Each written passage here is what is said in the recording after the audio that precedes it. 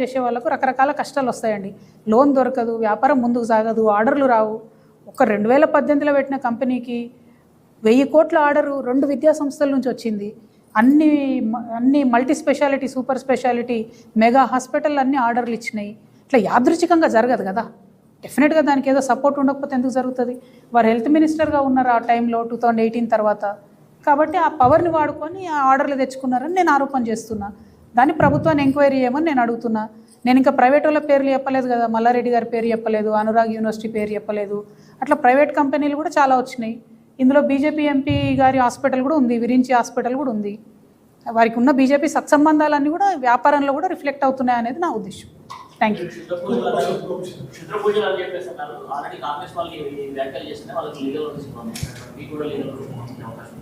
క్షుద్ర పూజలు ఏదో రాష్ట్రం గురించి చేస్తారని ఏందో చెప్పారు కాంగ్రెస్ వాళ్ళకి తెలియదు కదా. ఇంటి విషయం నాకు తెలుసు కదా.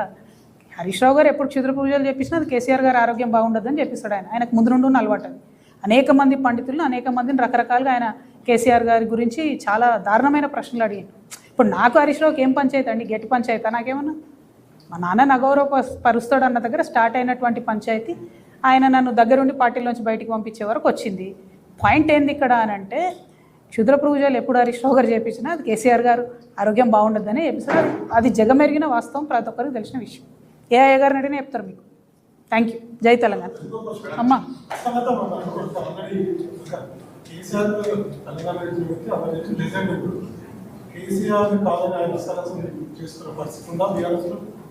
అంటే నేనేమంటున్నా బ్రదర్, అంతో ఇంతో గట్టిగా మాట్లాడేది నేనే. నన్ను దగ్గరుండి బయటికి పంపించారు. ఇక అక్కడ ఉన్న కేటీఆర్ గారికి పాపం ఆయన ఎంత అమాయకుడు అంటే, ఇక మన తెలంగాణలో సామెత ఉంటుంది, ఎట్లా అంటే ఓ రూపాయి ఇచ్చి కాపాయం చేయమంటే అది కీసల పడ్డదా కింద పడ్డదా కూడా తెలియదు కేటీఆర్ గారికి. అటువంటి మనిషి ఆయన. కాబట్టి నన్ను బయటకు పంపించేస్తే హస్తగతం చేసుకోవచ్చు అనే ఆలోచనలో నన్ను బయటకు పంపిరు ఒక పథకం ప్రకారం. ఇప్పుడు మెదకోలతో మీటింగ్ పెట్టుకున్నాడు ఆయన. మీటింగ్ పెట్టుకున్నది వాస్తవం. మెదక్లో అన్ని సీట్లు గెలిస్తే నేను మొత్తం బీఆర్ఎస్ని హస్తగతం చేసుకోగలుగుతాను నేను ఓపెన్గా చెప్పింది కూడా వాస్తవం. దానికి నాకు బీజేపీ సపోర్ట్ చేస్తానని కూడా చెప్పింది వాస్తవం. దానికి ఆర్ఎస్ఎస్ పెద్ద మనుషులు ఏడగలిసినా కూడా నేను చెప్తున్నా.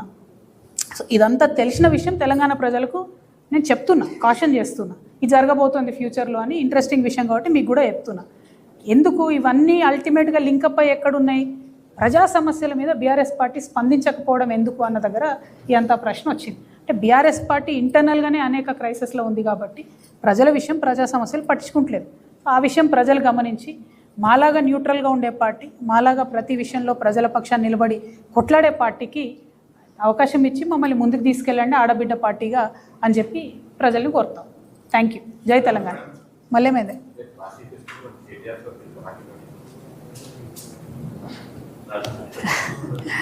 ఇప్పుడు పోయినసారి అడిగిన బ్రదర్, అప్పుడు పట్నంలో లేకుండా వారిపోయినరు.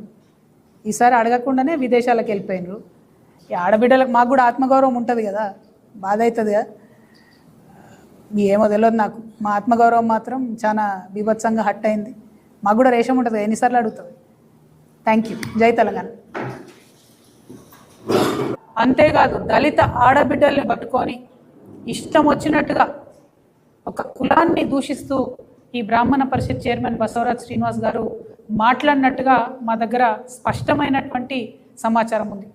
అదేవిధంగా బ్రాహ్మణ పరిషత్తులో జరుగుతున్నటువంటి అనేక అంశాల మీద ప్రశ్నించిన ప్రతి ఒక్కరిని కూడా 30 రోజుల్లో మీరు కనబడకుండా, శాల్తీ లేకుండా మీ అంతు చూస్తామని చెప్పి డైరెక్ట్గా బెదిరిస్తున్నటువంటి పరిస్థితి.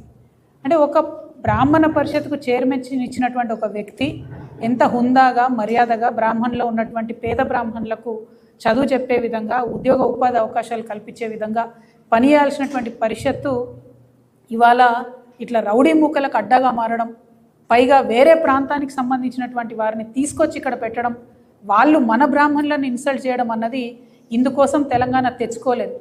ఇందుకోసం మా అర్చకులు గుళ్ళు బంద్ పెట్టలేదు. తెలంగాణ ఉద్యమంలో తెలంగాణ బ్రాహ్మణులకు ఖచ్చితంగా గౌరవం దక్కాల్సిందే. తక్షణమే బ్రాహ్మణ పరిషత్ చైర్మన్ను, వైస్ చైర్మన్ని తొలగించాల్సిందే అని నేను ప్రభుత్వాన్ని డిమాండ్ చేస్తూ ఉన్నా. ఈ ఒక్కటే కాదు, మరి ఎందుకు ఆంధ్ర రేవంత్ రెడ్డి, ఎందుకు ఆంధ్ర ఏజెంట్ రేవంత్ రెడ్డి గారు అని అంటా ఉన్నా అంటే, నేను అనుముల రేవంత్ రెడ్డి కాదు ఆంధ్ర రేవంత్ రెడ్డి అని ఎందుకు అంటా ఉన్నా అంటే, నిన్నగాక మొన్న ఒక యాక్సిడెంట్ జరిగింది. ఆంధ్ర ప్రాంతానికి సంబంధించినటువంటి ఒక ఎంపీ గారి కొడుకు 6 కోట్ల కారు వేసుకొని ఇనార్బిట్ మాల్ ముంగట ర్యాష్ డ్రైవింగ్ చేసుకుంటూ పాపం ఒక పేద అమ్మాయి, ఒరిస్సాకు సంబంధించిన అమ్మాయి, వాళ్ళ కుటుంబంలో సంపాదన కలిగినటువంటి ఏకైక వ్యక్తి, కేవలం 18,000 జీతం వస్తుంది ఆ అమ్మాయికి.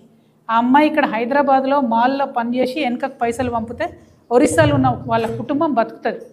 అటువంటి అమ్మాయిని 26 సంవత్సరాలు 25 ఏళ్ళలో పాపం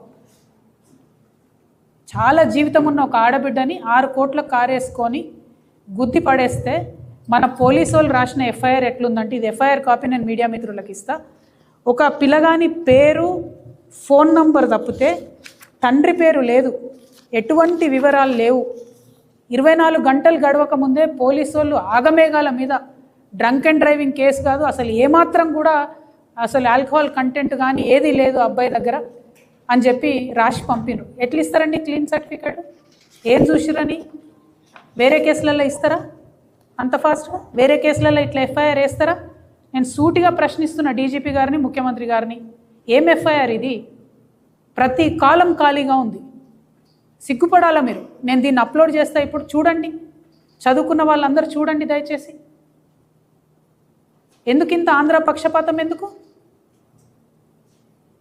అదే మా బోధన్ ఎమ్మెల్యే షకీల్ కొడుకు ప్రగతి భవన్ ముంగట బ్యారికేడ్ని గుద్దిండండి, బ్యారికేడ్ని.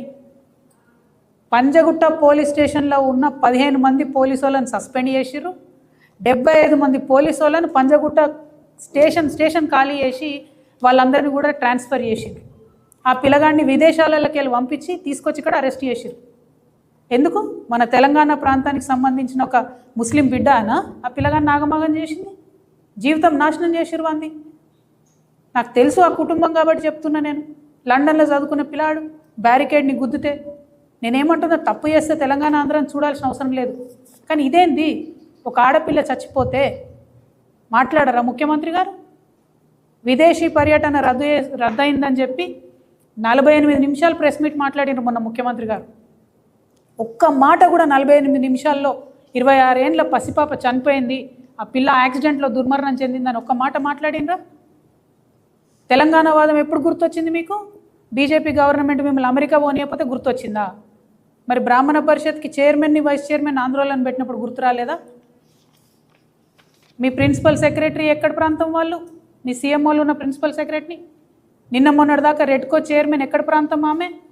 మేము పోయి గట్టిగా ఈఆర్సీ మీటింగ్లో ఆంధ్ర ప్రాంతం వాళ్ళకు రెడ్కో చైర్మన్ ఎట్లు ఇస్తారంటే ఆ తర్వాత రిమూవ్ చేసి రామని. ఇప్పటికి కూడా ఇరిగేషన్ డిపార్ట్మెంట్లో మొత్తం ఆంధ్ర పెత్తనమే నడుస్తుంది. ఇవాళ రోజు కూడా ఎలక్ట్రిసిటీ డిపార్ట్మెంట్లో మొత్తం ఆంధ్ర పెత్తనమే నడుస్తుంది. ఇప్పటి వరకు మాట్లాడినరా అండి ఉద్యమకారుల గురించి? కేకే కమిటీ ఏమైనా చేస్తుందా కాలయాపన తప్పితే? ఆఖరికి బీఆర్ఎస్ గవర్నమెంట్ ఉన్నప్పుడేమో యాదగిరిగుట్ట పేరు యాదాద్రి ఎట్లా మారుస్తారు అని చిలక పలుకులు పలికినటువంటి రేవంత్ రెడ్డి గారు ఇవాళ మరి ఆ యాదాద్రిలో ఒక ప్రముఖ నటుడికి సంబంధించినటువంటి శ్రీమతి గారికి మెంబర్ ఇచ్చిండ్రు. అంటే మన గుళ్ళల్లో కూడా మన కోసమే ప్రత్యేకంగా కట్టుకున్న గుడి, మన తెలంగాణ రాష్ట్రం ఏర్పడ్డాక పైసా తెలంగాణ ప్రభుత్వం ఇస్తే కట్టినటువంటి గుడి యాదాద్రి. ఆ గుడిలో ఇవాళ ఆంధ్ర ప్రాంతం వాళ్ళు ఎట్లా మెంబర్స్ ఉంటారు? మన వాళ్ళు తిరుపతిలో ఉంటారు మెంబర్స్. ఎందుకోసం ఉంటారు? తిరుపతి హుండీలో వేసిన ప్రతి పైసాలో తెలంగాణ వాళ్ళ భాగస్వామ్యం ఉంటుంది. ఎన్నో వందల సంవత్సరాల నుంచి అది నడుస్తుంది కాబట్టి అక్కడ కర్ణాటక వాళ్ళకి ఇస్తారు, తెలంగాణలోకి ఇస్తారు, తమిళనాడు వాళ్ళకి ఇస్తారు, అందరికి ఇస్తారు మెంబర్లు. మీరు యాదాద్రిలో మొత్తం తెలంగాణ పైసలతో కట్టిన దాంట్లో వేరే ప్రాంతం వాళ్ళకి ఎట్లా ఇస్తారు? అడిగేటోళ్ళు ఎవరు లేరని అనుకుంటారా మిమ్మల్ని? మొన్న బయోకాన్ కంపెనీలో 200 మంది పిల్లల్ని తెలుగు మాట్లాడితే తీసేయండి అంటే 200 మంది పిల్లల్ని తీసేసారు. ఏం మాట్లాడదు మీ ప్రభుత్వం? ప్రతి హాస్పిటల్లో ఇవాళ కేరళ ప్రాంతం నర్సులకు ఎక్కువ పైసలు ఇస్తారు, తెలంగాణ ప్రాంతం నర్సులు అంటే తక్కువ పైసలు ఇస్తారు. మాట్లాడదు మీ ప్రభుత్వం. ఈ అలెను రెజొనెన్స్ ఇటువంటి కాలేజ్లో వచ్చి బాత్రూమ్లు కడిగేటోళ్ళని కూడా తెలంగాణ వాళ్ళని పెట్టుకుంటలేరండి.